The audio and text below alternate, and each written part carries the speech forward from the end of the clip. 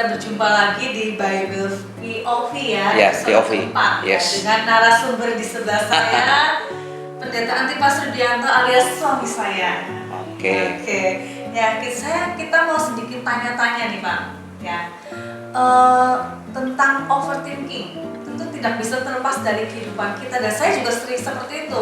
Misalnya ada temen nih yang saya senyumin, ternyata nggak balas senyum saya langsung overthinking kadang. Kalau dia jengkel sama saya ya, atau misalnya saya menyampaikan sesuatu, terus kelihatannya kurang berminat dengerin, saya juga overthinking, atau dia kenapa-napa atau aliasal dengan saya. Nah, hal itu boleh atau tidak sih Pak? Kalau ditanya boleh atau tidak, kita semua pasti punya hak untuk menentukan pilihan kita. Artinya kembali kepada person kita.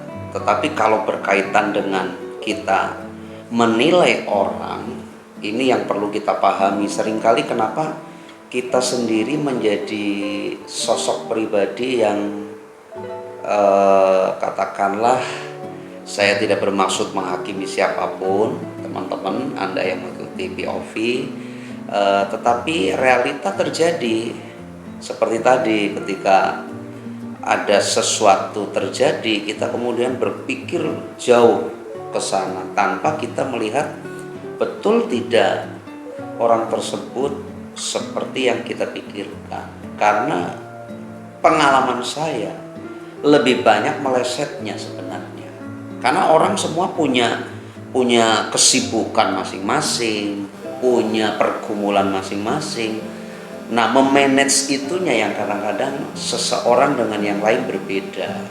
Itu mungkin seperti itu ya. Berarti ini mungkin kadang berkaitan dengan masalah pribadi orang tersebut ya Pak ya? Iya, betul. Ya, kita kan nggak pernah tahu dia punya masalah dengan orang lain, betul, atau bagaimana. Nah, ngomong-ngomong tentang masalah pribadi nih, boleh nggak sih kalau misalnya kita curhat sama seseorang tentang masalah pribadi kita gitu?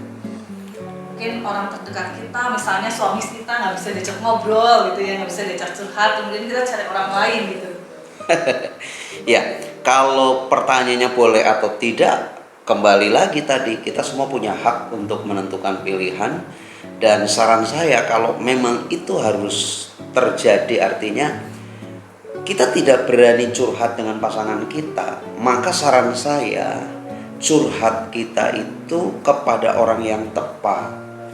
Karena kadang-kadang ketika tidak tepat orangnya, timingnya juga tidak tepat, ini akan menimbulkan banyak hal. Harus dipanas-panasin. Betul, gitu ya?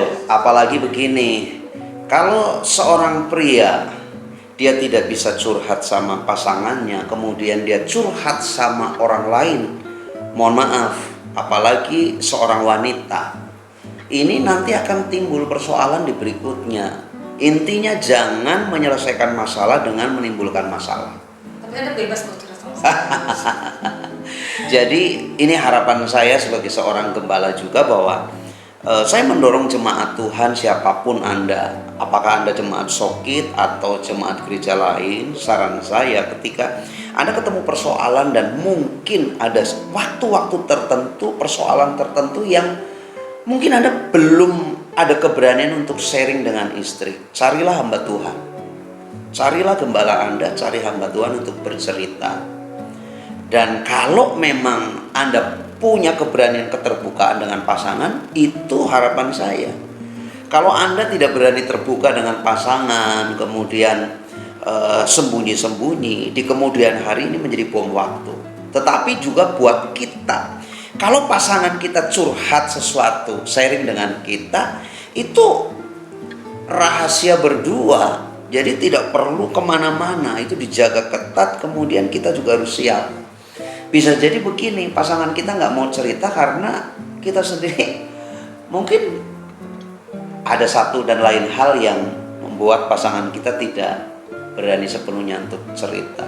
Sekali lagi, saya mendorong Anda siapapun, kalau Anda anak Tuhan, orang percaya, Anda bergereja dimanapun, Anda punya pemimpin rohani, kalau memang harus curhat satu dan lain hal, belum ada keberanian kepada pasangan, silakan cari hamba Tuhan yang melayani Anda.